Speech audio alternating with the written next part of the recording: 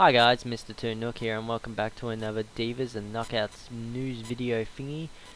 And today we have some news for both Divas and Knockouts. And let's get started.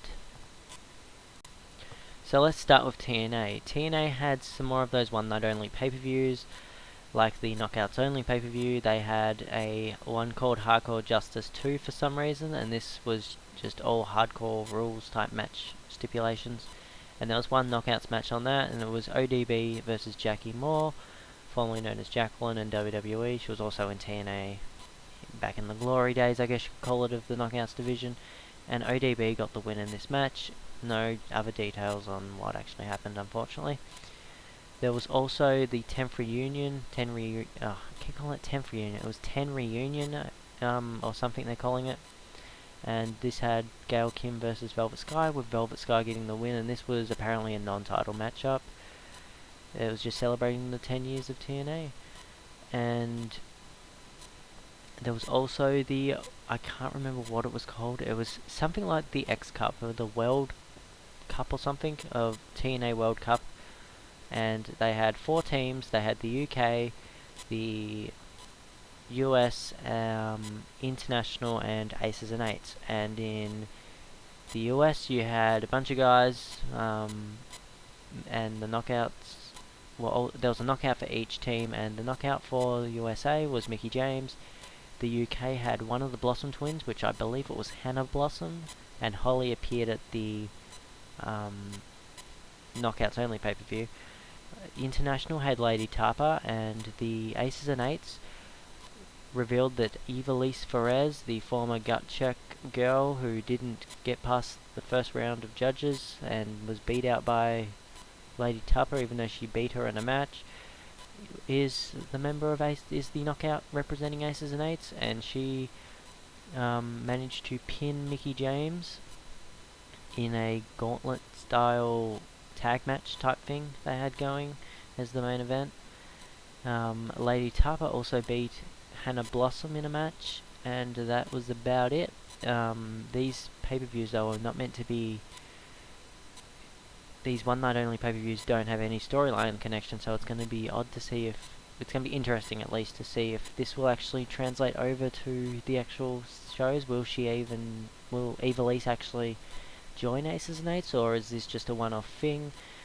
A lot of people speculated that Ivelisse would potentially join Aces and Eights because of the way she was eliminated, and how a lot of people thought that she had that gut check challenge in the bag. So it'd be kind of interesting if she did join. But as far as these one night only pay-per-views go, it kind of means nothing. But who knows, maybe she'll show up in the lead up to the pay-per-view when it's set to air sometime in, I don't know, August, I'd say. I'd be guessing if I was saying that. So let's move on to the next lot of news, and it's the Divas. So the rumoured plans for Wrestlemania 29 was to have the Divas compete in a Diva tag match. Big surprise there. And the plans were to have former Divas take on current Divas, with Caitlyn, Layla, and the Funkadactyls, and one other Diva teaming up to face the former Divas, the Bella Twins, Maurice, Kelly, and Maria. Now this was, like I said, this is just a rumour, but apparently WWE tried to contact all these girls to try to get them to sign a contract. The Bella Twins were the only ones to do that, and like I said last week, Maurice and Kelly didn't agree to the terms and did not sign. Just a rumour again. And this match has been shot down because of that. The Bella Twins were the only ones to agree, and apparently Trish Stratus was meant to referee or even accompany one of the teams to the ring. Maybe she was even going to take part in the match, who knows.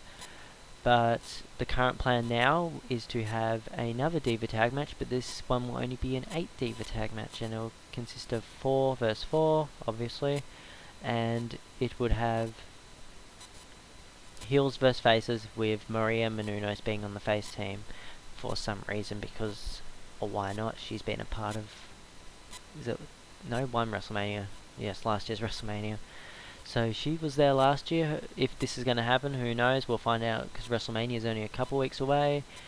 And yeah, that's about it. That's probably the only news for the Divas this week. I would have liked to have seen, I'm pretty sure I said this in the last video, about having just Caitlyn versus AJ. That would have been a simple and actually quite a good match, I guess. It could have been a good match, and would have been, they could have really built it up for WrestleMania, but instead we're either going to get this Diva tag match or some segments, which has also been rumoured that the Divas are just going to be featured in segments backstage at WrestleMania, which would be a shame.